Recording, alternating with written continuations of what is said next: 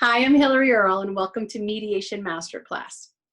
Today we're going to be talking about subtle or subconscious bias and how it might be impacting your mediation style. So one of the most important features parties are looking for, or characteristics in a mediator, is someone that can be fair and unbiased. Okay, we talk about this all the time in mediation circles, but practically speaking, the conversation generally seems to extend only to a conflict check.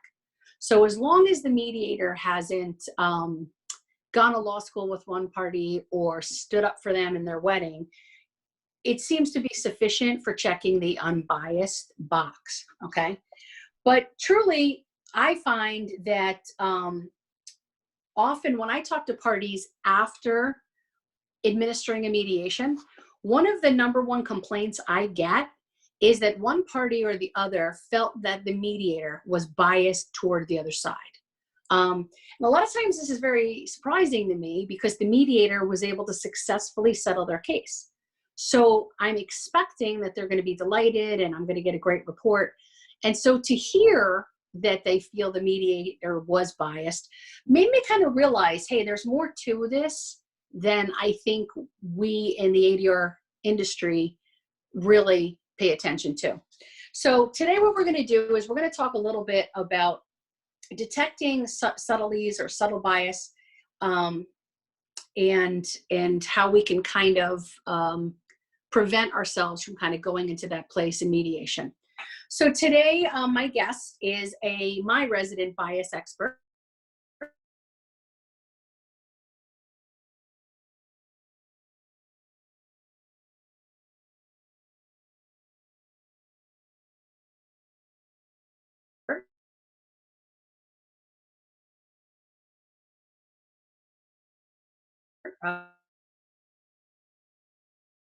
Notions about different cultures that we were talking about. My interest in that grew just from working with my students.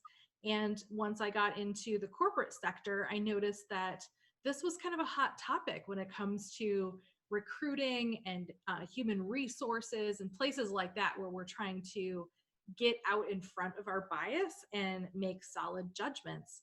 I then went on to become certified in unconscious bias. Okay, great. So, what's interesting about bias is bias can indeed cloud our judgment, and it has the power to force us to make substandard decisions or to hold irrational beliefs that influence our next steps. So this is why I really wanted to dig into it a little bit as it relates to mediation. So when I first heard you speak, you talked a little bit about the horn and the halo effect. And I thought that was particularly interesting. So can you explain those to us? Certainly. The horn effect is kind of how it sounds. You have this idea that someone has horns. You're looking at them in a very negative way. Maybe it's because they did something, or maybe it's just because you perceive this person to be not a great fit for a certain job, or they might be deceptive in some way. A lot of this comes from no evidence. It's just a feeling. The halo on the effect, on the other hand, is the opposite. It's where we look at someone in a very positive light, that they can do no wrong. And that, again, is based on just my gut feeling or a preconceived notion, not necessarily rooted in fact or evidence. Okay, so I've heard about this, like attractive people are often credited as being also intelligent, when that may not necessarily be the case, or overweight people are credited with being lazy when that may be false. Just these kind of assumptions that we make. So I've heard a little bit about that. And that's kind of interesting because I do think that I think we're wired to kind of make those sort of quick decisions. So it's good to be aware of that. What I really found interesting when you spoke, where I think this plays into mediation in a big way, is you talked about the affinity bias. Can you elaborate a little bit on that? Definitely. So the affinity bias is where we gravitate towards one party over another. And the affinity can be based in we have the same profession, or we're from the same place, or if this mediation happens to be a situation that I've been before, I might sympathize with the party that is most like myself or had the situation that was most similar to my situation. And I think for sure, a lot of the mediations that I've been involved in and have scheduled, there's almost always the mediator is also an attorney, usually, or a retired judge who is an attorney, and they've often either practiced on the plaintiff or the defense side. So automatically, if they spent 30 years fighting with insurance companies because they were on the plaintiff side, they might have a negative affinity against, the insurance company representative, and more of an allegiance, if you will, to the plaintiff side, and vice versa, of course.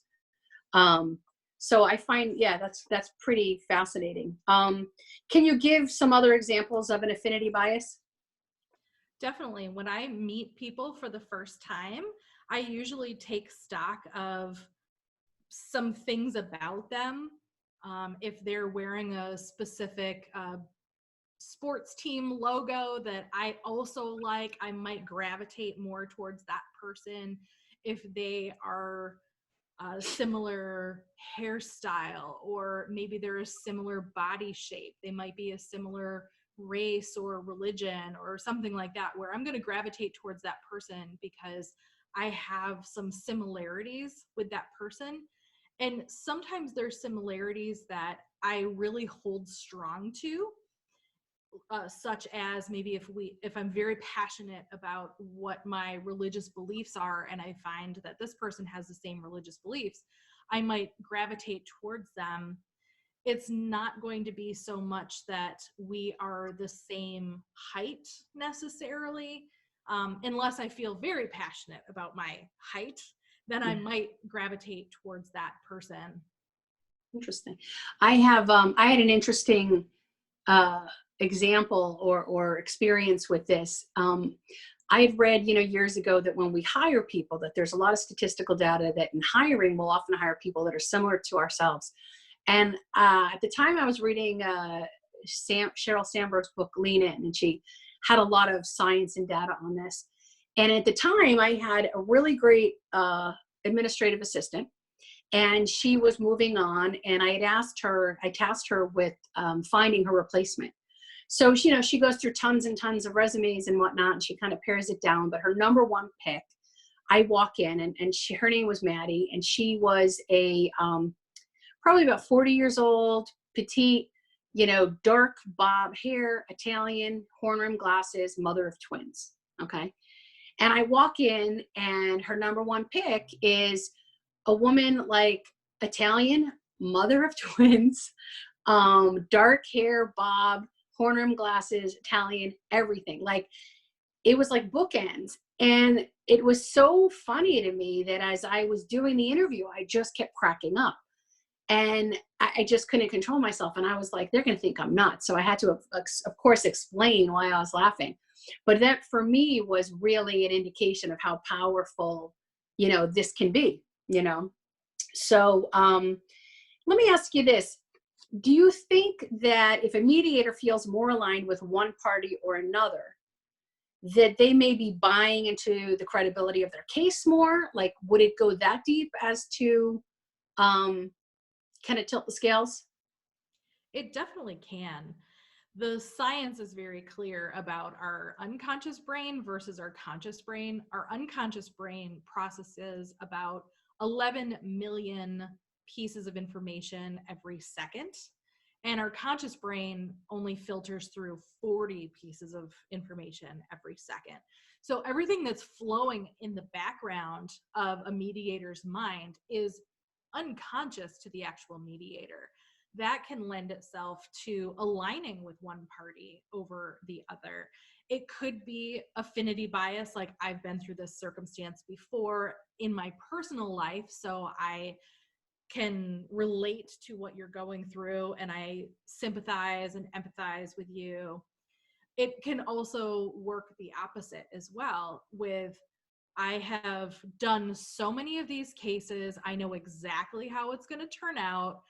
And they're cookie cutter type cases. I already know how this is going to go. I So the see that. bias can be Yeah. towards a party, or it can be towards the case itself. Yeah. I see that a lot. So many mediators are like, I've seen this 1,000 times, you know, bing, bang, boom. And that is its own sort of bias. You know, it's interesting, in some of the mediation training that I do, we dig into the concept of body language, okay, reading body language and the science behind it, how to use it for rapport building. And these are really helpful, you know, chapters that we go over with mediators. What's interesting though is what I've learned from that is bias isn't really necessarily a negative. We are wired to make very, very fast assumptions with regard to our safety, harm, you know, stuff like that. And so subconsciously, we're just looking and saying, hey, this person looks like me, they are like me, they look like all of my relatives, they therefore are likely to be more safe.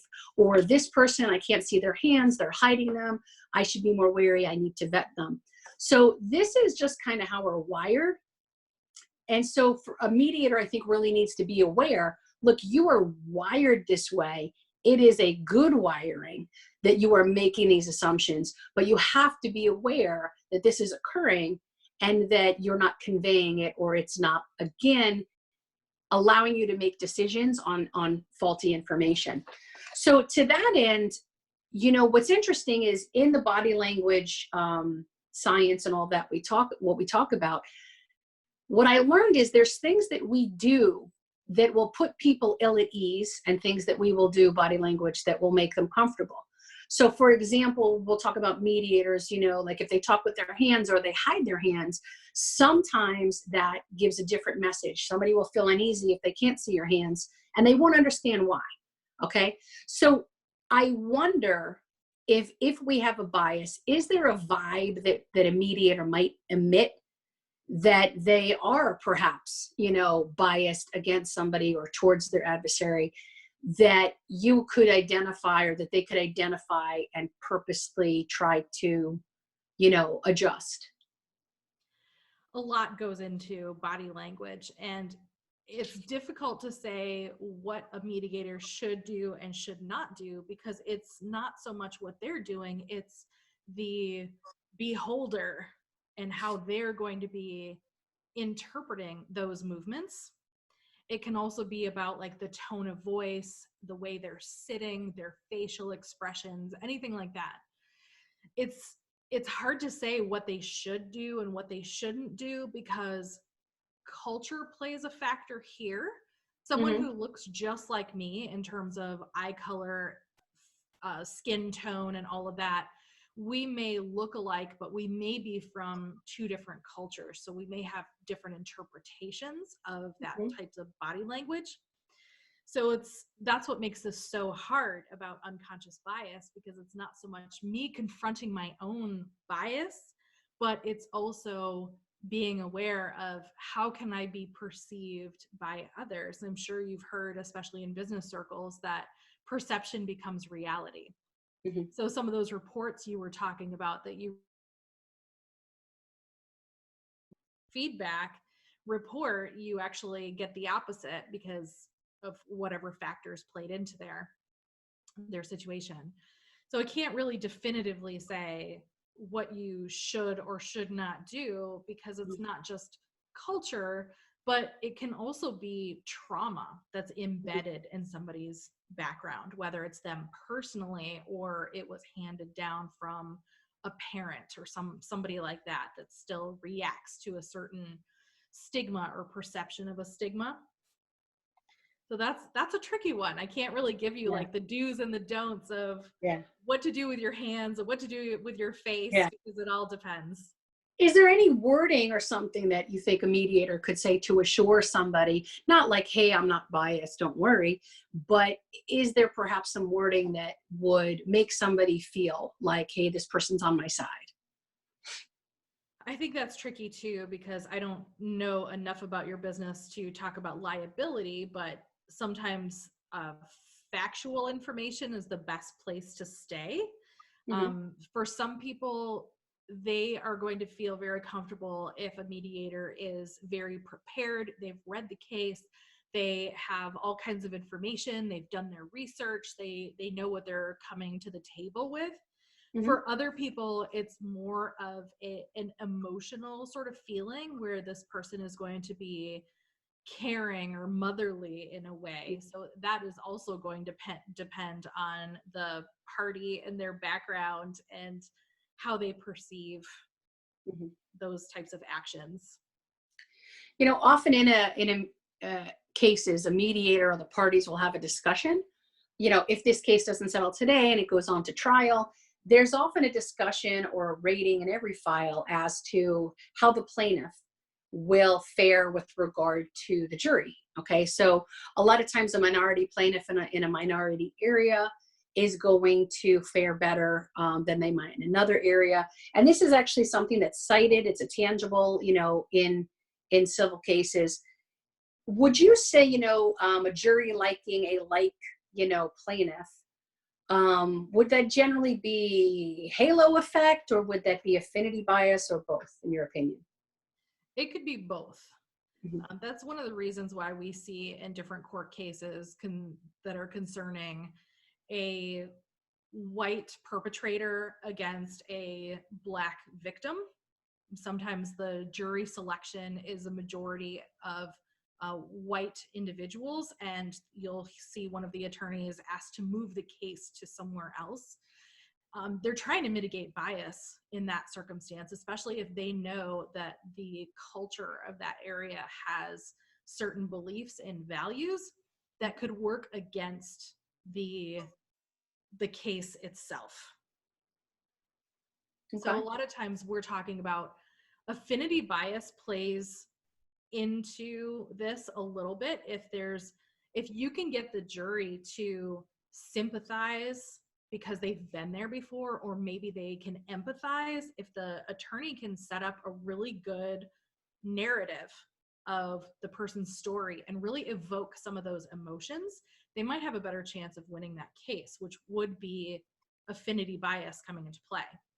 Okay. The attorney who is representing the opposite side, who's representing the perpetrator, is probably going to be hoping for the halo effect, that they are going to want that jury to look at this person as innocent. So they're even going to ask them to wear a suit, cut your hair, be clean cut, you know, appear in a very wholesome sort of manner, because that's going to play for those biases to move that case in the direction that they want. The opposite side, who is representing the victim, may try and go with the horns effect, that they're going to try and demonize this person. So both sides are going to be fighting and leveraging those biases for the jury. And whoever can script the best narrative and convince the jury one way or the other, they have really pulled the strings like the marionette and using those biases. So interesting. What now, do you sometimes have people that refute or challenge the notion of subconscious bias? And if so, what's your response usually? Absolutely. Most people feel like if you have bias, you're a bad person. And I don't know where we've received that message exactly, but that's another one of those subliminal messages that we have lodged in our brains.